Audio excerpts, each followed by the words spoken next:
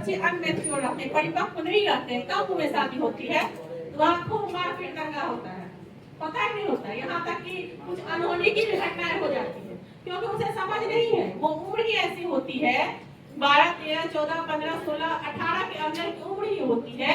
उन्हें आप अच्छी भी बातें कहिएगा उसे बुरा लगे। तो उस उम्र में अगर हम उसकी शादी करते हैं तो वो ना परिवार को समझ पा रही है बच्ची, ना घर को, ना शादी को, ना बढ़िया खाना बना पा रही है, ना कुछ बढ़िया व्यवस्थित वो कर पाएगी। जिस वजह से पारिवारिक कलह होता है, मार पीट दंगा, इस वजह से बहुत सारी अनहोनियां होती है हमारे परिवार में। तो ये चीजें भी एक अहम मुद्दा है कि कम उम्र में बच्चों की हम शादी ना करें। बच्चों के से काम करवाया जा रहा है, 14 वर्ष से कम उम्र के बच्चों से अगर कोई बाल श्रम करवाया जा रहा है तो हमें तत्काल इसके लिए पहल करनी चाहिए। अपने स्तर से, विद्यालय स्तर से या फिर बाल श्रम आयोग है, प्रशासन है, हमें उन्हें इस मामले में बताना चाहिए। तो इससे क्या होगा, निश्चित रूप से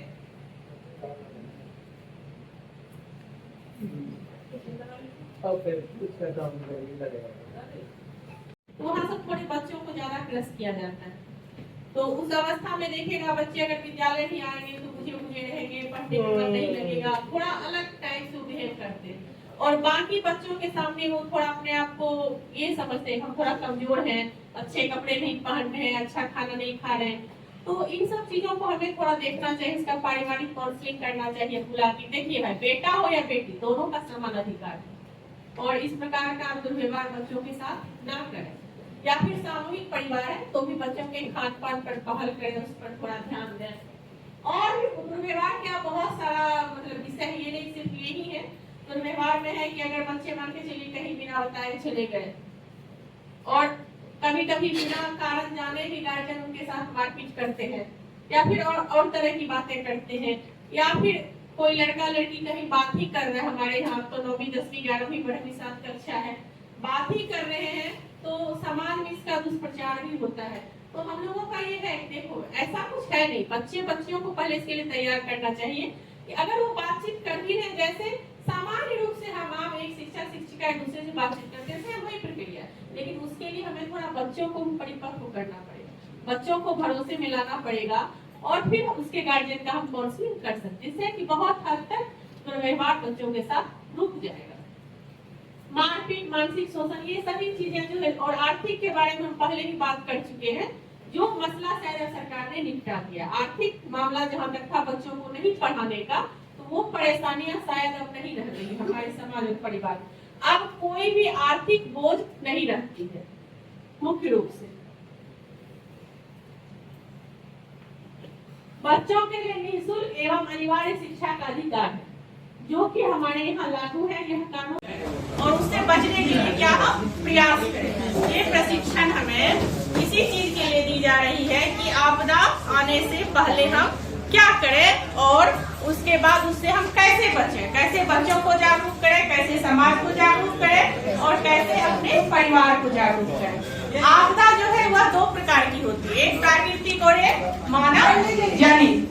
मानव जनित जो आपदाएं हैं वह हमारी सूझबूझ और हमारे कर्तव्य पर डिपेंड करता है। मानव जनित कुछ आपदाएं जो है वो हमारे जीवन से ही जुड़ी हुई है, हमारे परिवार की सुरक्षा से, परंतु हम उसके लिए क्या करते हैं, लापरवाही बरतते हैं। उस लापरवाही का अंजाम कभी कभी हमको बहुत बुरा भुगतना पड़ता है। लेकिन कभी कभी ऐसी भी चीजें होती है कि हेलमेट लगाने के बावजूद भी आदमी की मृत्यु हो जाती है। कभी कभी ऐसी भी दुर्घटना है जैसे गाड़ी को ओवरटेक कर रहे हैं या फिर तेज गाड़ी के पीछे चले गए, तो उसमें भी दुर्घटनाएं होती है। अभी हाल फिलहाल मुश्किल से 1 महीने पहले की बात है, वो हम लोगों की बिल्कुल आंखों देखी घटना है। हमारे स्कूल से 500 मीटर की दूरी पर बैंक के मैनेजर पद पर थी, कार्यरत थी महिला, लड़की ही थी। उसकी माँ हमारे बगल वाले विद्यालय में थी, माँ रिटायर कर चुकी थी, और वो ग्रामीण कुछ दवाइयाँ रख लें, टॉर्च रखें, क्योंकि बिजली क्या होती है, प्रभावित हो जाती है। और अंधेरे में बाढ़ के समय में क्या होता है, कीड़ा मकोड़ा सांप बहुत सारी चीजें निकलते हैं, तो हम टॉर्च रखें। मोबाइल भी हमारे पास रहती है, हम टॉर्च रखना छोड़ दिए, परंतु जब बिजली ही नहीं रहेगी तो मोबाइल हम कहाँ चार्ज करेंगे। तो उस परिस्थिति में हमें क्या रखना चाहिए, टॉर्च। रेडियो रखना चाहिए, टीवी नहीं चलेगी तो रेडियो पर हम सूचना सुनेंगे कि ना हो, इसके लिए ब्लीचिंग पाउडर से इन सबों का छिड़काव करें। करंट लगने से बचने के लिए बिजली के तार पोल के पास ना जाए। किसी भी इलेक्ट्रिक सामानों का प्रयोग हम ना करें। पका हुआ ताजा खाना खाएं, हल्का खाना खाएं और पानी को क्या करें, हल्का गर्म करके पिए। उसके बाद बाढ़ की चपेट में आए कुएं के पानी को साफ करें। जब हमारे यहाँ से बाढ़ का पानी चला जाए तो उसके बाद भी हमें सावधानियां बरतनी चाहिए ताकि हम प्रभावित ना हो। बहुत सारी बीमारियां, क्योंकि पानी जो है बाढ़ का पानी आने पर कुआं में, चापाकल, हर जगह वो पानी प्रभावित करता है, तो उससे क्या होता है, बहुत सारी बीमारियां भी हो जाती है। चापाकल को साफ करने का क्या क्या तरीका है बाढ़ की चपेट में, तो इन सब चीजों से जो है हम अगर सतर्कता रखें अपनी, तो हम बहुत सारे आपदाओं से अपने आप को सुरक्षित रख सकते हैं। अधिकार है शिक्षा, पोषण और स्वास्थ्य। हमें हर संभव ये प्रयास करना चाहिए कि हमारे घर, परिवार, विद्यालय से संबंधित जो भी बच्चे हैं उसे उचित शिक्षा मिले, उचित पोषण मिले और उसका स्वास्थ्य जो है सही रहे। अगर हमारे अगल बगल में, आस पड़ोस में इस प्रकार की कोई घटनाएं हैं, हम उसे नहीं रोक पा रहे, सक्षम नहीं है, उसके लिए चाहे प्रशासन है, बाल अधिकार श्रम आयोग है, उसे हम सूचना दे सकते हैं। क्योंकि हमारे यहाँ कहा गया, गलत करने से ज्यादा गलत को देखने वाला भी होता है। अगर हम उसका विरोध नहीं कर रहे, कहीं ना कहीं हम उसका सपोर्ट ही कर रहे हैं ना, कहीं ना कहीं हम उसका सपोर्ट कर रहे हैं। तो बाल अधिकार में मुख्य रूप से हम लोगों को इस चीज के लिए जागरूक होना चाहिए कि अगर किसी बच्चे के साथ इस प्रकार की संभावनाएं हैं या वो कर रहा है, उसे थोड़ा जागरूक करें। और कहीं कहीं क्या हो जाती है, आर्थिक परिस्थितियों की वजह से ये चीजें हो जाती है। माँ बाप गरीब हैं, बच्चे गरीब हैं, तो बच्चों को काम पर लगाया जाता है, कहीं कहीं ये भी परिस्थितियां हो जाती है।